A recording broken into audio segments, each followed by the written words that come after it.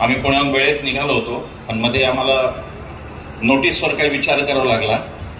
काल आमच्यावर हल्ला झाला होता, तर पोलिसांनी आम्हालाच नोटीस दिली. एक अद्भुत पोलीस महाराष्ट्रात आहेत की ते आम्हालाच नोटीस देत आहेत. मार खाल्ल्याबद्दल नोटीस त्यांनी आम्हाला दिलेली आहे. आणि इथले पोलीस खूप चांगले आहेत सोलापूरचे. नाहीतर प्रत्येक गावात आम्ही जातो तिथे आधी नोटीस आमच्यासाठी तयार असते की तुम्ही प्रक्षोभक बोलू नका. आम्ही बाबासाहेबांनी गांधीजींचं बोललो, ते जर प्रक्षोभक असतील तर आम्ही पण प्रक्षोभक आहे समजा. आणि गांधीजी प्रक्षोभक असतील असं तुम्हाला वाटत असेल तर मात्र काहीतरी तपासण्याची गरज आहे असं मला वाटतं. आजचा सगळा संयोजनाचा खर्च वाया जाईल की काय अशी परिस्थिती होती. कारण परवा संध्याकाळी अतिशय वाईट अशा प्रकारचा हल्ला आमच्यावर झाला. आम्हाला शाही वगैरेची सवय असते. आम्ही तर खरं त्या दिवशी शाही हल्ला होईल म्हणून रंगपंचमीला आपण घालून जसं तसे कपडे खराबच घालून गेलो होतो की त्याच्यावर शाही पडणार. पण शाही पडली नाही. त्या दिवशीचा जो झाला तो दहशतवादी हल्ल्यासारखा हल्ला झाला. 4 चौकांमध्ये कार्यकर्ते तयार होते. भाजपाचा शहराध्यक्ष सांगत होता पोलिसांना की पोलीस परवानगी जर दिली तर सभा उधळून जाऊ. पोलिसांनी अटक तर काय, त्या शहराध्यक्षाला नोटीस सुद्धा दिली नाही. सिन्नरमध्ये आमच्यावर जेव्हा हल्ला झाला, माझ्या समोरचा माईक काढून घेतला. तो भारतीय जनता पक्षाचा तालुकाध्यक्ष होता. त्याचं काहीही वाकडं झालं नाही आणि कोणाचं होणारही नाही. देवेंद्र फडणवीसांचा आशीर्वाद या सगळ्यांना आहे. आणि देवेंद्र फडणवीस सांगतात की तुम्ही करा काय. परवा कोणीतरी म्हणलं मालक सागर बंगल्यात बसलेला आहे. नारायण राणेंचा मुलगा म्हणला की मालक सागर बंगल्यात बसलेला आहे. याही केसमध्ये आम्हाला शंका आहे की मालक सागर बंगल्यात बसलाय का काय शंका आहे. अत्यंत क्रूर हल्ला होता, अत्यंत नीच हल्ला होता. याच्यामध्ये प्रत्येक चौकात माणसं येत होती आणि काठीनी रॉडनी गाडीच्या काचा फोडत होती, गाडीवर शाई टाकत होती, गाडीवर अंडे फेकून पुढचं सगळा दिसणार नाही अशी काच केली आणि वरून रॉडनी मारत होते गाडीला. अक्षरशः प्रत्येक ठिकाणी हा नंगा नाच भारतीय जनता पक्षाच्या गुंडांचा हा आम्ही पाहिला. आणि त्याच्याबरोबर अजितदादांच्या पक्षाचा पण एक गुंड त्यात होता. त्यांची नावं आता FIR मध्ये आली. अजितदादांची संस्कृती एवढी बिघडेल भाजप बरोबर गेली की असं मला वाटलं नव्हतं, पण तेही झालेलं आहे. हल्ला होऊन जर आम्ही थांबू असं तुमचं गणित असेल तर ते तुम्ही विसरून जा. कितीही हल्ले झाले, भारतीय जनता पक्षाने किती हल्ले केले, निर्भय बनवून मोहीम थांबणार नाही. 50च्या वर सभा झाल्या. लोकसभेपर्यंत सगळे मतदारसंघ करणार आणि विधानसभेला महाराष्ट्राच्या सगळ्या 288 मतदारसंघांमध्ये निर्भय बनवून जाऊन पोहोचणार. आम्ही कोणत्याही राजकीय पक्षात नाही, आमचा कोणत्या पक्षाचा संबंध नाही आणि निर्भय बनवू ही काही आमची घोषणा नाही. या देशाचे राष्ट्रपिता महात्मा गांधी यांनी चंपारण मधल्या शेतकऱ्यांना सांगितलं की जर जुलमी सत्तेविरुद्ध इंग्रजांच्या लढाईत असेल तर तुम्हाला निर्भय बनावं लागेल. तोच नारा आहे तो जयप्रकाश नारायण यांनी सुद्धा आणीबाणीत वापरला. हा आमचा नारा नाही, हे आमचं काम नाही, हा आमचा आवाका नाही. आम्ही काही कोणी पट्टीचे वक्ते नाही की लाखाच्या सभा व्हाव्या, हजाराच्या व्हाव्या. पण आता जी इथे जनता येतीये ती आमच्या वक्तृत्वासाठी येत नसून आम्ही मोदी शहांच्या विरोधात लढण्यासाठी सज्ज झालेलो आहोत हे सांगण्यासाठी येत नसून. नाही तर आम्ही सामान्य माणसं, आमची काही ती पहुंच नाही. पण ही माणसं येत आहेत आणि हे सांगतायत आणि मी नक्की सांगतो की 2000 आता ह्या एवढ्या सभांचा मे पासून ही मोहीम चालू आहे. आम्ही महाराष्ट्रात सगळीकडे फिरतो. विदर्भ झाला, मराठवाडा झाला, असा कोणता प्रांत राहील नाही की जिथे आम्ही गेलो नाही. पश्चिम महाराष्ट्र थोडा राहील अशी. मी खात्रीने सांगतो की 2024ची निवडणूक ही भारतीय जनता पक्ष विरुद्ध काँग्रेस, शिवसेना, राष्ट्रवादी अशी होणार नसून ती मोदी शहा विरुद्ध आम्ही भारतीय लोक अशी होणार आहे. आम्ही त्यांना हरवणार आहोत. तुमचं राजकीय काय अंडरस्टँडिंग असेल ते असू द्या, जागा वाटप तुमचं तुम्ही पहा. वंचितला मी आवाहन करतो, असेंनी केलं तसं की वंचित जर या आपल्या इंडिया आघाडीमध्ये आले तर 47% मतांचा एकूण समुदाय तयार होतो आणि यांची हार सहज होते. यांच्याकडे 36% मतं राहतात. मूळ उद्देश या निर्भय बनवचा हा स्पष्ट राजकीय उद्देश आहे. आम्ही कोणत्याही सामाजिक बुरखा घेतलेला नाही. आम्ही स्वतःला सामाजिक कार्यकर्ते पण म्हणत नाही. एक स्वच्छ राजकीय भूमिका आहे की हुकुमशाही असलेलं आणि संविधान आणि लोकशाही नाकारणारं हे सरकार मोदी शहांचं 2024 साली पुन्हा सत्तेत यायला नाही पाहिजे, ही ती राजकीय स्वच्छ भूमिका आहे. या भूमिकेत कोणताही नाही. महाराष्ट्राने बरंच पाहिलं. काही लोक सुरतला गेले, तिथून गुवाहाटीला गेले, मग काय झाडे काय डोंगर सगळे लीला पाहिलं आपण त्यांची. पण या सगळ्यामध्ये महाराष्ट्र धर्म कुठे गेला हे कोणी विचारलं नाही. यशवंतराव चव्हाण साहेबांपासून शंकरराव चव्हाण साहेबांपर्यंत अगदी सगळ्या नेत्यांपर्यंत सुसंस्कृत असा महाराष्ट्र शिंदे साहेबांनी अनेक वर्ष राजकारण केलं महाराष्ट्रात, आणि ते सुसंस्कृत म्हणून नेते म्हणून ओळखले जातात. या सुसंस्कृत राजकारणाला बाहेरचे लोक 50 खोके एकदम ओके म्हणायला लागले, तेव्हा मला एक महाराष्ट्रीयन माणूस म्हणून माझा महाराष्ट्र धर्म बुडवला यांनी, अशी माझी भावना आहे. आणि हा महाराष्ट्र धर्म फक्त राजकीय दृष्ट्या बुडवलेला नाही, हा महाराष्ट्र धर्म बदलवण्याचं बुडवण्याचं सांस्कृतिक कारस्थान पण यांचं तयार आहे. गेले काही दिवस जर तुम्ही पाहत असाल तर सतत उत्तर प्रदेशातून बुवा आणि बाबा या महाराष्ट्रात येत आहेत. का बरं? आमच्या वारकरी संप्रदायात मोठमोठे कीर्तनकार आहेत, थोर लोक आहेत, ते का बोलवले जात नाहीत? उत्तरेतले कोणीतरी बागेश्वर धाम बाबा का बोलवले जात आहेत? संस्कृतीचं उत्तर प्रदेशीकरण का केलं जात आहे? आमची भीमरूपी का नको? हनुमान चालिसाच का पाहिजे? हनुमान चालिसाला आमचा विरोध नाही, पण भीमरूपी कुठे ठेवायची हनुमान चालिसा म्हणताना? जे जे काही संस्कृतीचं आपल्या महाराष्ट्रातल्या, कारण ती संस्कृती RSS आणि भाजपला परवडत नाही. ज्ञानेश्वर महाराजांपासून तुकाराम महाराजांपर्यंत जे आपली संत परंपरा आहे ती यांना परवडत नाही, म्हणून उत्तर प्रदेशाचे बाबा बुवा आणून इथलं राजकारण बदललं जातं, इथले समाजकारण बदललं. हा एक मोठा डाव आहे. हा डाव अशासाठी आहे की आता जर त्यांना दक्षिण भेदायचे असेल तर त्याचा रस्ता महाराष्ट्रातून जातो, आणि हिंदी थोपवणं, महाराष्ट्रावर हिंदीतलं राजकारण थोपवणं, उत्तर प्रदेशचं राजकारण थोपवणं, याशिवाय त्यांना आता पुढे जाता येणार नाही, म्हणून हे सगळे बागेश्वर वगैरे येतात. एक राजकारण, ही महाराष्ट्राची जी परिस्थिती आहे, महाराष्ट्र धर्म काय ते समजून घ्या. आता आपल्या देशात इतिहासापासून 3 राज्य, लाल बाल पाल पासून ती संस्कृती आहे की पंजाब बंगाल ते दोन्ही यांच्या विरोधात आहेत, आणि आता महाराष्ट्र एकदा का विरोधात गेला की यांची इथली सत्ता संपणार आहे, आणि म्हणून महाराष्ट्रावर हे सांस्कृतिक अतिक्रमण आता चालू आहे. इथल्या ज्या उदात्त परंपरा होत्या त्या यांना नको आहेत. अरे, ज्ञानेश्वर महाराजांपासून तुकाराम महाराजांपर्यंत आमचा वारकरी संप्रदाय जो एक असा संप्रदाय आहे ज्यात महाराष्ट्रातल्या तर सगळ्या जातीचे संत आहेतच, पण जैतुनबी नावाची मुस्लिम संत सुद्धा आहे असा हा संप्रदाय. हा त्यांना का नको हा माझा प्रश्न आहे.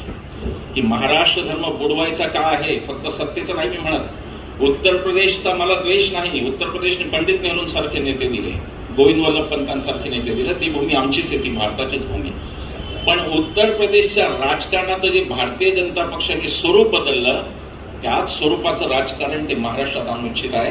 हे हिंदुत्ववादी हा पक्ष आहे, हा हिंदूंचं म्हणतो, पण हिंदूंच्या धर्मामध्ये संन्यासी जो असतो त्याला कुठलाही मोह ठेवायचा नसतो.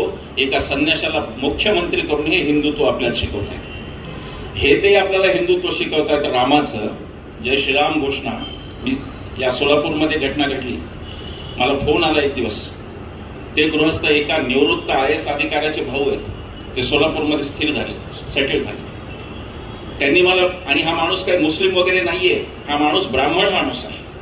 या माणसाला सकाळी फिरायला जात असताना एका टोळक्याने गाठलं आणि जय श्रीराम म्हणा नाही तर काठीने मारू म्हणून या सोलापूरमध्ये सांगितलं. या सोलापूर ते एका ब्राह्मण माणसात सांगितलं, मुसलमान माणसात सांगितलं असेल मी समजू शकलो असतो, यांना द्वेषच आहे मुसलमान समाजाचा, पण ते ब्राह्मण समाजातल्या एका माणसाला सांगितलं की जय श्रीराम नाही म्हणलं तर हे टोळकं तुम्हाला मारेल. आज जय श्रीराम ही एक राजकीय घोषणा झालेली आहे, आणि काल आमच्यावर हल्ल्याच्या वेळेला सुद्धा ती वापरली गेली. जय श्रीराम म्हणून हल्ला झाला. जो खरा हिंदू असतो तो असा हल्ला कोणावर करत नाही. विनोबांनी सांगितलं की हिंदू म्हणजे हिंसेला दूर ठेवणारा तो हिंदू, पण जय श्रीराम म्हणून आता हे गुंडगिरी भारतीय जनता पक्षाने काल पुण्यामध्ये केली. आमच्यावर हल्ला करण्याचा रेकॉर्ड उपलब्ध आहे, त्याचा व्हिडिओ रेकॉर्डिंग आहे, आणि त्याच्यात जय श्रीराम म्हणून हल्ला. अरे, तुम्हाला राम कळलाच नाही. तुम्हाला राम कळला नाही, तो आम्हाला फार पूर्वी कळला. आमच्याकडे खेड्यापाड्यात शेकडो वर्षाची परंपरा आहे, लोक भेटले की राम राम म्हणतात. तुमचा राम आत्ता आला, हा राजकीय राम आहे तुमचा. हा तुमचा राजकीय राम आहे ज्याचा वापर तुम्हाला सत्तेसाठी करायचा आहे. रामाचा व्यापार तुम्ही सुरू केलेला आहे, आणि त्या सत्तेसाठी तुम्हाला रामाचा वापर म्हणून हे तुम्ही करताय. आमची जी परंपरा आहे, उदात्त परंपरा, ज्ञानेश्वर महाराजांनी नगरेची रचावी, जलाशये वसवावी, मंदिरे बांधावी, आमच्या कोणत्या संतांनी नाही सांगितलं. कोणीही सांगावं मला की आमच्या कोणत्या संतांनी मंदिर वही बनाएंगे असा कोणी नारा दिला का, हे आम्हाला कोणी सांगावं. जलाशये वसवावी, नगरेची रचावी, पाणी लागतं माणसाला प्यायला, बेसिक गरज आहे, ज्ञानेश्वर महाराज ते सांगतात. पण ते सगळं तोडून टाकायचं, मोडून टाकायचं, आणि आपला इथला महाराष्ट्र धर्म बुडवायचा, हे मोठं कारस्थान त्यांचं चालू आहे. त्याकडे बघण्याची गरज आहे. मी काही फार बोलणार नाही. संविधानातले 9 शब्द आहेत तेवढं मी बोलणार. आपल्या भारताचं सर्व संविधान वर्णन असं करतं या देशाचं की सार्वभौम आपण आहोत, त्यानंतर समाजवादी, त्यानंतर धर्मनिरपेक्ष, लोकशाही आणि गणराज्य हे आपल्या 5 शब्दांमध्ये आपल्या देशाचं वर्णन करतं. त्याचबरोबर व्यक्तीच्या बाबत स्वातंत्र्य, समता, न्याय आणि बंधुता हे 4 तत्व ते सांगतं. या 9 गोष्टींमध्येच बोलून मी या 9ही गोष्टींचे धज्जे या केंद्र सरकारने कसे उडवले आणि बाबासाहेबांच्या संविधानातला एक एक शब्द यांनी कसा मोडून तोडून ठेवला तेवढं मी बोलणार आणि सांगणार. आपल्या देशाला सार्वभौम आपला देश आहे.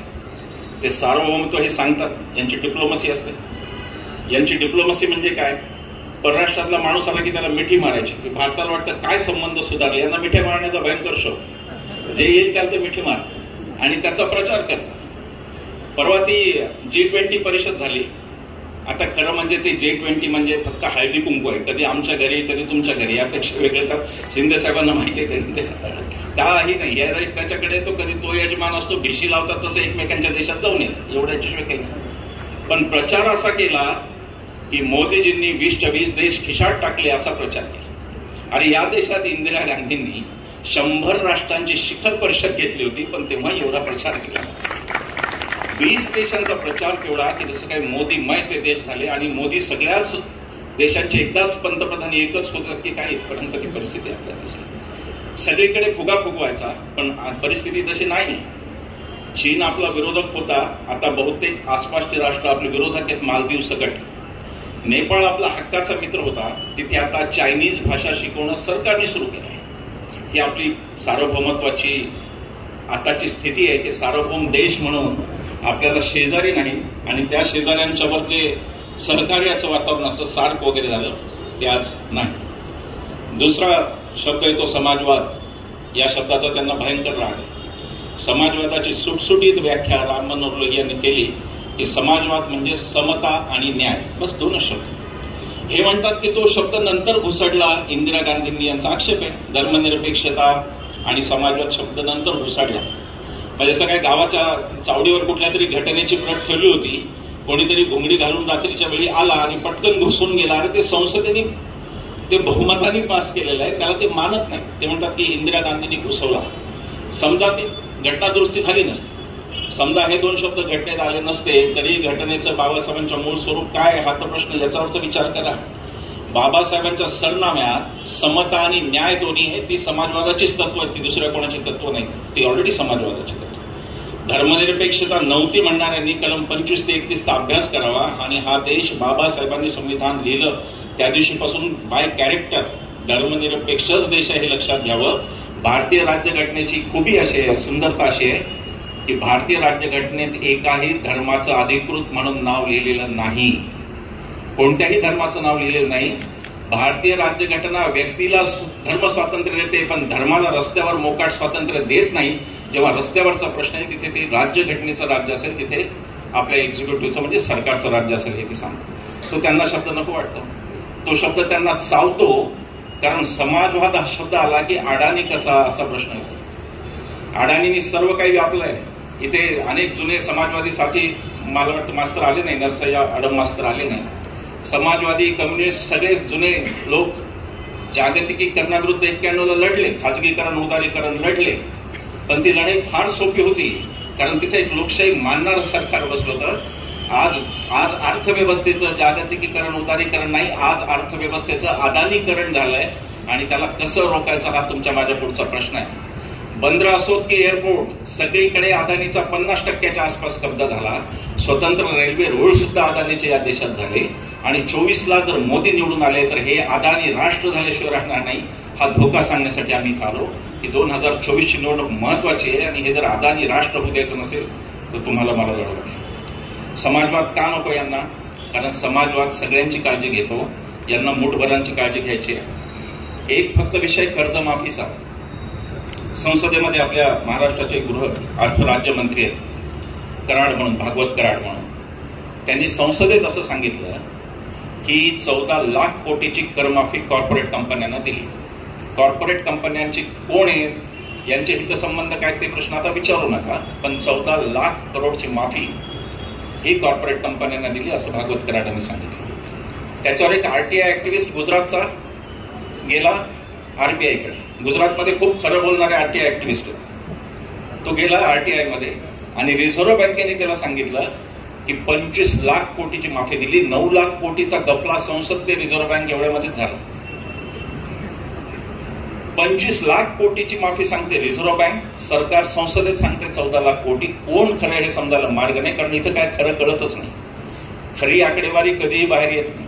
त्या दारिद्र्यरेषेखालचं सांगतात ते की सगळी दारिद्र्यरेषा आता कसं मुक्त केलं आम्ही, आणि दुसरीकडे त्यांचीच जाहिरात असते की 80 कोटी दारिद्र्यरेषेखालील लोकांना आम्ही मोफत धान्य देतो. अरे खरं काय तुमचं? एकच सरकार दोन्ही जाहिराती एकाच पेपरला एकाच दिवशी करतं. त्यामुळे खरं तर काय कळत नाही. पण ते 25 लाख कोटी असोत का 14 लाख कोटी, एक दुःखद गोष्ट जी भागवत कराडांनी सांगितली, जिचं आपल्या सगळ्यांना दुःख व्हायला पाहिजे. त्यांनी असं सांगितलं की शेतकऱ्यांना मात्र मागच्या 5 वर्षात एकही रुपया कर्जमाफी दिलेली नाही. शेतकऱ्यांच्या आत्महत्या यांना प्रश्न वाटत नाही. मागच्या वर्षात एकट्या बीड जिल्ह्यात, तुमच्या शेजारचा बीड जिल्हा, मागच्या एका वर्षात एकट्या बीड जिल्ह्यामध्ये 257 शेतकऱ्यांनी आत्महत्या करून आयुष्य संपवलं. विधिमंडळाचं प्रणितीताई अधिवेशन तुमचं चालू होतं नागपूरला, हिवाळी अधिवेशन. त्याच अधिवेशनात एका आठवड्यात शेजारच्या यवतमाळ एका जिल्ह्यात 5 शेतकऱ्यांनी आयुष्य संपवलं होतं. पण या सरकारला ते महत्व वाटत नाही. बाजारभावाने शेतकरी बेजार आहे. शेतीचं अर्थकारण पूर्ण उद्ध्वस्त झाले. सोयाबीनचे भाव काय होते? 9,500 10,000चे ते 4,000 लागले. आम्हाला बीडच्या सभेच्या आधी एक शेतकरी मित्र भेटले. त्यांना माहिती होतं मी परभणीचा जर शेजारचा, मी पण कापूस उत्पादक आहे. ते म्हणाले की माझी गाडी कापसाची भरून जाईपर्यंत एका दिवसात भाव 9,000वरून यांनी 6,000वर आणला. मोदींनी 10 क्विंटल मध्ये माझं 30,000चं नुकसान केलं आणि वर जखम मारलं मला, म्हणजे 2,000 रुपये माझ्या खात्यात टाकतात.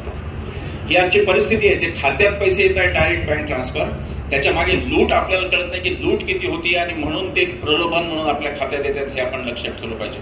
शेतीमालाचे भाव पाडायचे, कांदा असो, टोमॅटो असो, कोणतेही पीक घ्या, एकाही शेतकऱ्याला सुख नाही. कारण प्रत्येक शेतीमालाच्या भावाशी हे खेळतात, व्यापाऱ्यांसाठी हे खेळतात. आणि जेव्हा गरज असते तेव्हा निर्यात बंदी करतात, गरज नसते तेव्हा निर्यात बंदी काढून टाकतात.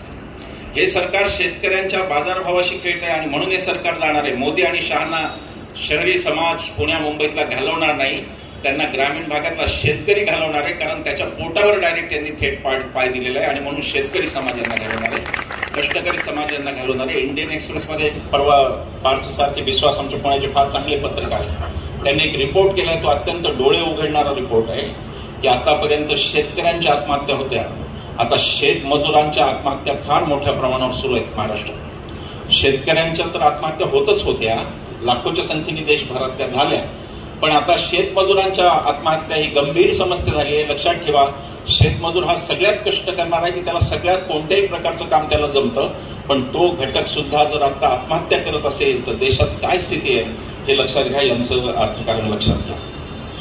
कामगारांचे कायदे बदलले, अनेक गोष्टी सांगता येतील, फार काही त्याच्यावर बोलावं असं नाही. पण समाजवादानंतरचा यांना दुसरा शब्द खटकणारा म्हणजे धर्मनिरपेक्षता. त्यांना त्या शब्दाची भाग भीती आहे. मग मध्येच ते पंथनिरपेक्षता वगैरे वगैरे करणार, कारण यांचं सगळं राजकारणच धर्मावर अवलंबून. महात्मा गांधींना का मारलं? 55 कोटीचे बळी वगैरे थाप होती. 55 कोटीचा विषय फार उशिरा आला होता, तो फार नंतरच्या काळात आला. महात्मा गांधींची हत्या याच्यासाठी केली की महात्मा गांधी जिवंत होते तोपर्यंत यांना धर्माचं राजकारण हे करूच शकत नव्हते. ना इस्लाम धर्माचे करू शकत होते, ना हिंदुत्ववादी.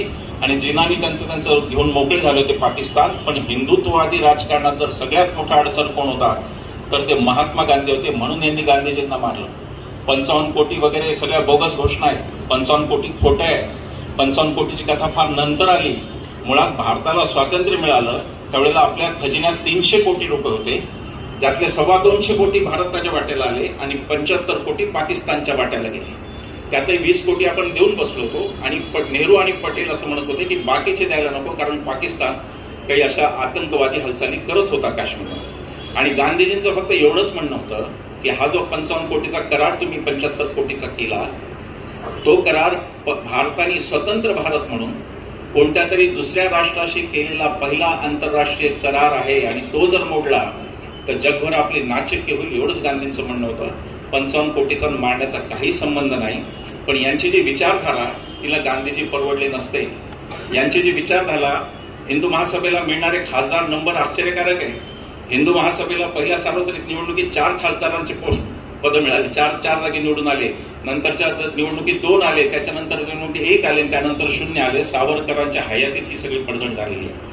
महात्मा गांधींना मारल्याशिवाय ते पुढचं राजकारण होणार नव्हतं आणि म्हणून महात्मा गांधींचा खून झाला हे आपण लक्षात ठेवलं पाहिजे. पण आज दिवस इतके वाईट आहेत की आम्हाला ते लोक राष्ट्रवाद शिकवत आहेत ज्यांनी राष्ट्रपित्याची हत्या केली, ज्यांनी राष्ट्रगीताला विरोध केला आणि ज्यांनी राष्ट्रध्वज सुद्धा नाकारला.